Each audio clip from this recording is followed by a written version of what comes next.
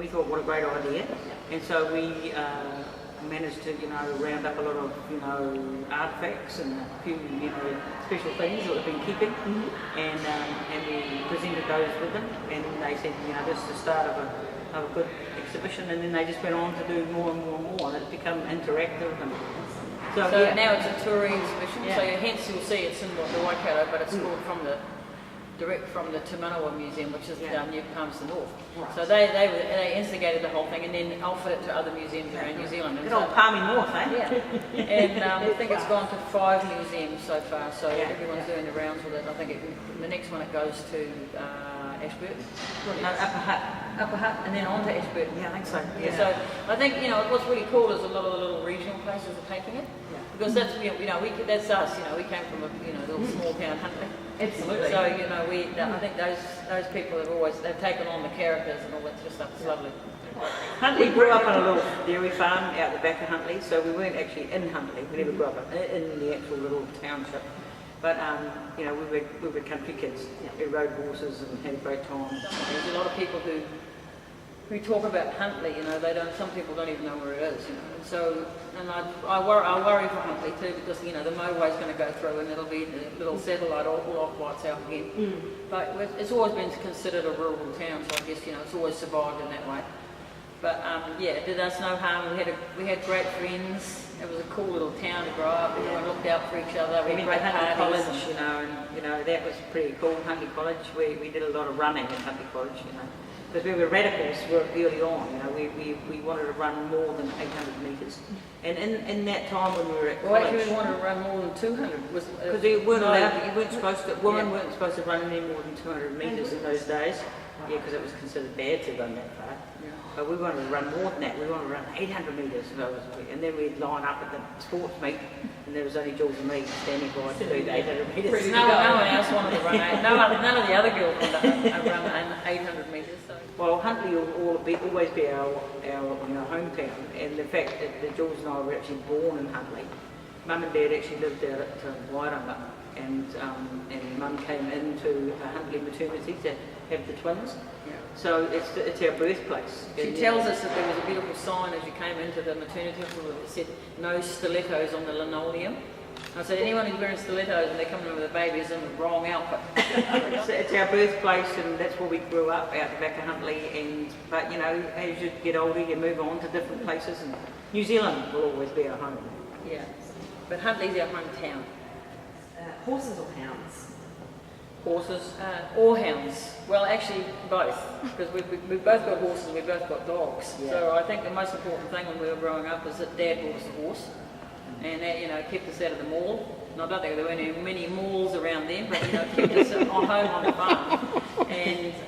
And he instilled this great love for outdoors and horses, which has never gone away. We both still have horses now to this day. And there's always a dog lurking around somewhere, so that's always your best friend too.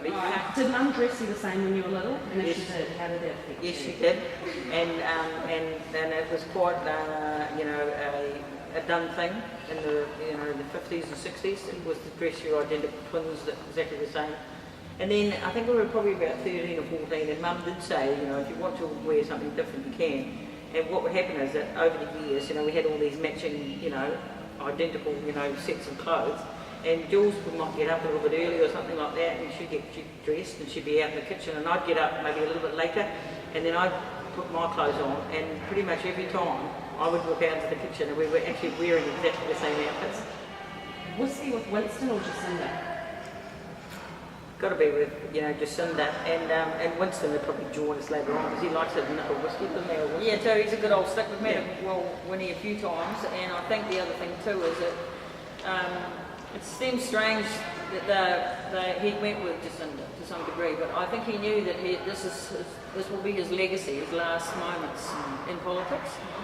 And he is he's our elder statesman.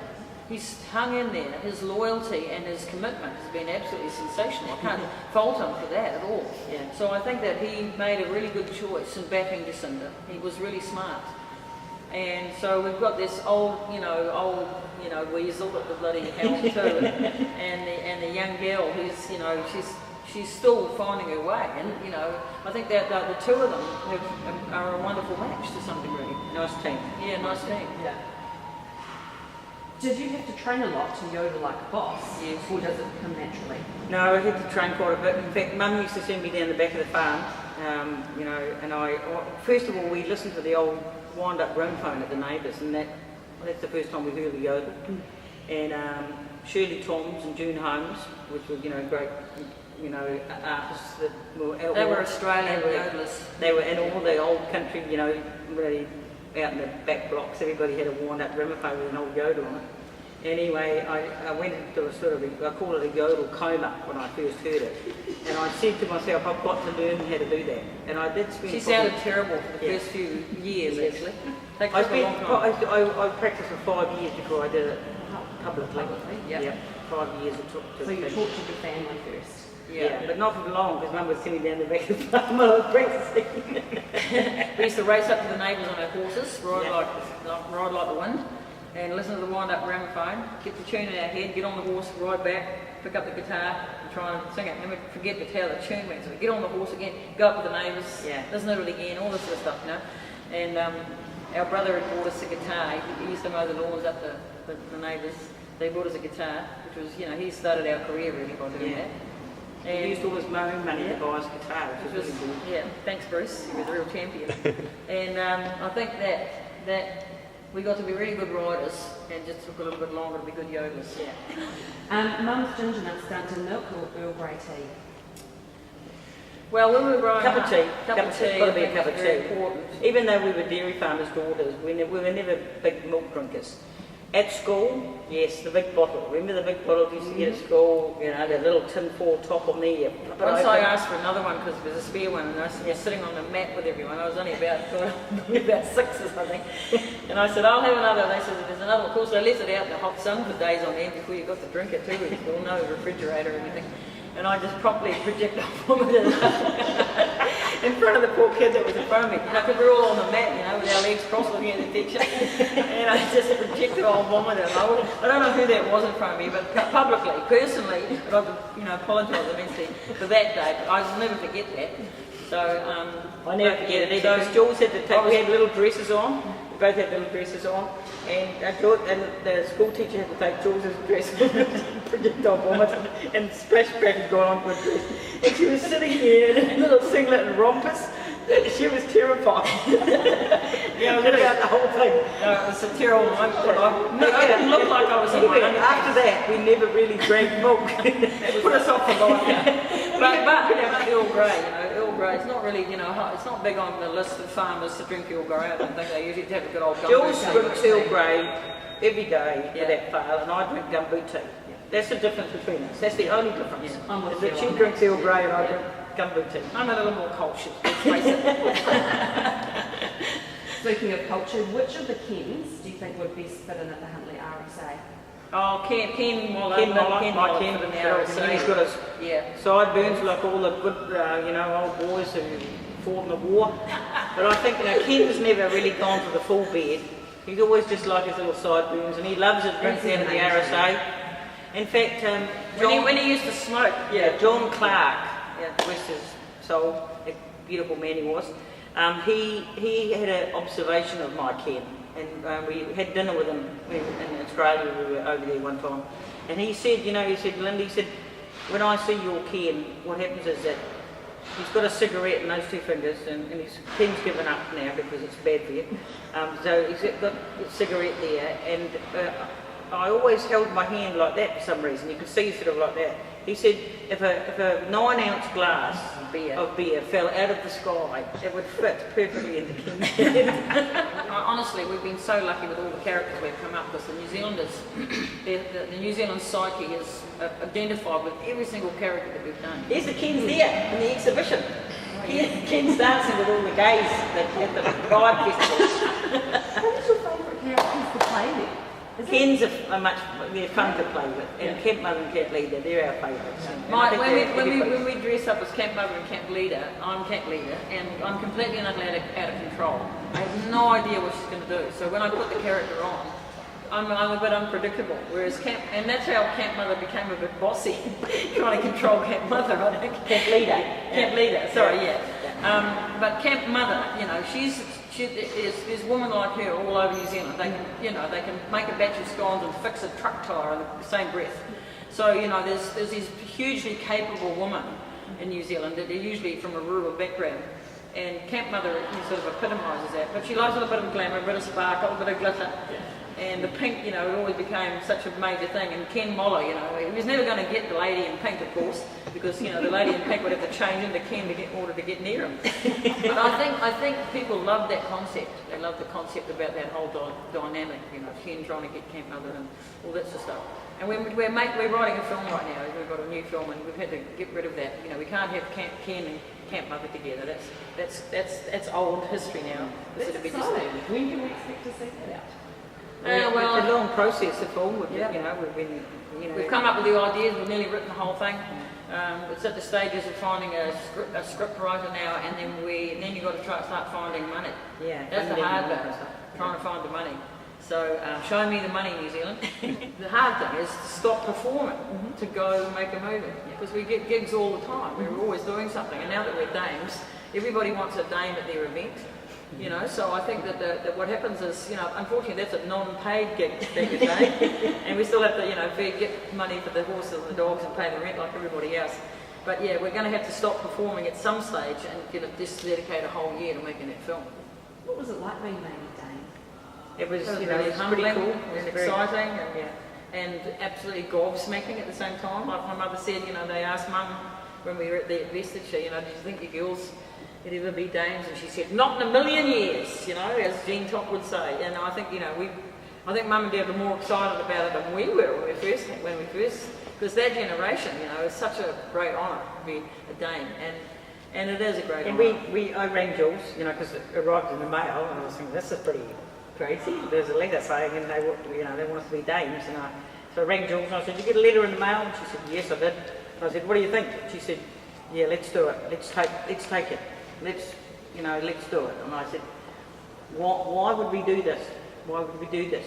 And she said, "Well, let's do it for all the people, all the other people who helped fight all those lovely fights that we won. You know, the homosexual law reform bill, the Springboks issue, the Maori lands rights, the nuclear issue, nuclear free, all those things. You know, let's do it for that as well." Because our entertaining, really, at the very beginning of our life, was really a major stance on many political issues, and it's great because the exhibition shows you that here, that a lot of politics is in this room too, and a lot of it's on video and all that sort of stuff. But I think what's really important is that we were in that time when New Zealand stood up and got counted.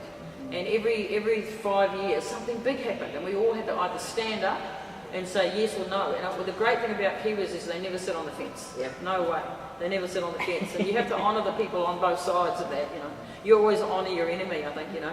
But yeah, she finally said, you know, the rebels got their medals. So, yeah, it's pretty cool.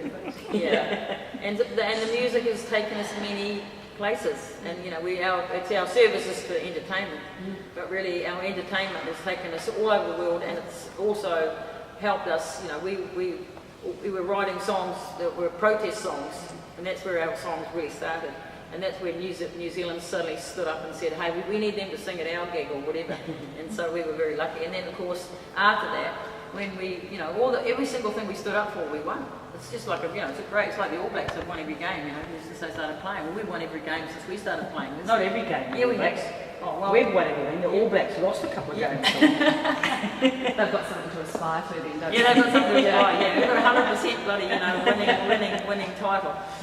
You know, I think that the most important thing on that is that once all those things had happened, we could have a little bit of fun, and that's where the characters came from. Because now people really wanted to be entertained. We didn't have to fight so much anymore. So we started entertaining and having a lot more fun. One of the questions was actually that you turned 60 this year, and what's better being 60 or 16? Yeah. There's no difference between 16 and 60. There really is no difference. Same. We're still ready to line up for that 800-metre run right now, even though we're 60. And we're still ready. Linda's got a titanium knee, so it won't be a very good time. I think.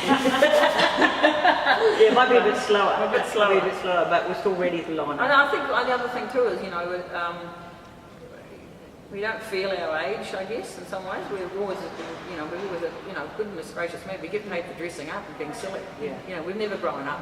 We've got the old 60 here, but that actually it turned out it's chemo here because Jules went through her breast cancer, and when her hair came back, it came back completely white. Yeah. And then probably must have been a month later, my hair turned white. Yeah, I think I had lovely sort of It's tinge simply. of brown hair. Yeah. I probably would still have brown hair. So it's your fault. But Jules, It's your yeah, fault, Jules, It's my fault. Your Yeah, chemo okay. hair came back. She was my caregiver. It was a stress. Yeah, The stress we of it wear all. our chemo hair proudly, our white hair. Tell us personality traits about each other, the best and the worst. So am I talking about Jules? Yeah. Her worst ones, I'll start with the worst ones first, are Mum, because she's my twin. So I never think of her as having anything bad. We just, and if you disagree, you work through things. I think that's, and since she did have cancer, we don't sweat the small stuff anymore. We just get on with life and have fun. Yeah, life becomes a bit precious when you Yeah. think you might die, and everyone who gets cancer, suddenly has that great unknown fear, because no one can guarantee whether you're going to get through it or not. So I think the characteristics that I would have to say about Linda is her. I don't really think there's any bad bits about her too. We run a family business, and you've got to be kind to each other. But she's as generous as the day is long. I guess the most important thing is that we really love each other. Now we've had a beautiful upbringing, and our family is beautiful. We had a wonderful childhood where both mum and dad were there constantly. So I think that we really adore each other. We still love each other, and it's interesting now because we live apart from each other. And Linda lives in the South Island, I live in the North Island. We're as far away as you can get, in the New Zealand realm. What's that like for you? Oh, sorry, we're so excited when we It's see good. each other. It's good because we still see each other pretty much every week though, because we've got something on. Belle and Belle, right, were characters from 80s, I believe, and they like just a lot of spoon playing. The Yes. Gingham sisters. Gingham The sisters. Gingham Yeah, sisters. Gingham sisters, Belle yeah. Gingham and Belle Gingham. We have spoons. Would you? Are they all exactly the same spoon? They are. Ah, Yeah. that's it. There's one of your There's problems. right there, that's the problem there. Somebody has stolen them from a restaurant. I realise. Cafe in Hamilton. Yeah. What you've got to remember, if you're going to be a good spoon player, you have to have a soup spoon And a dessert spoon. That's the best option. So, but if you were going to do these two dessert spoons, right? If one of them was a soup spoon, the soup spoon would be on top like that, and the dessert spoon would be on the bottom. And they then- don't fall off each other so Yeah. much when you're trying to play them. If you've got And the soup round spoon. gives it a bit of tone, you see, the Yeah. round shape. But you're holding it like that, so you've got them, that one there, that one there. That finger there goes in between the two, there and there, the thumb on top. For people who don't know this, there'll be some spoon players out there that know exactly what they're doing. And then, Yeah, it's hang on, just, I think you might have to widen out for the shot because you're going big. okay. I'm just going to do a little bend. Are these are not your grandmother's, orange. Nothing Stevens. I'll get you I'm one. just going to put a little bend in there to give it a bit more shape. Not a bad Not a sound. bad sound, yeah, pretty nice ring. And then that's just a start thing. Now you've added another one. And then you just do a bit of rhythm. So the little roll, you have to keep this part of your hand really stiff. Let's see if we can do it. I'll have a go. Linda, give us a spoon there. We'll have a go. See if we can do a little. She's got no rhythm, it'll be terrible. Here we go. You ready? Go, got no rhythm. Which way did you bend it? Yep. See, flopping. It's got to be soft. Soft. I'm a guitar player. Okay, 1, 2, 3. Yeah,